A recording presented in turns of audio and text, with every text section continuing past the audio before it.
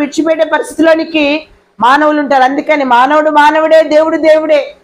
దేవుని వాక్యం సెలవిస్తుంది, మిగిలిన చావనైనటువంటి ఆ పరిస్థితుల క్రియలని వాటినైనా బ్రతికించడానికి నువ్వు ముందుకు కొనసాగు. వెనుకున్న వాటిని మర్చిపో, విడిచిపెట్టే ఆ పరిస్థితుల్ని నువ్వు సంపూర్ణంగా ఉండటానికి వాటిని బ్రతికించు, కార్యాలు చేయని చెప్పి దేవుడు రేపుతూ ఉన్నాడు.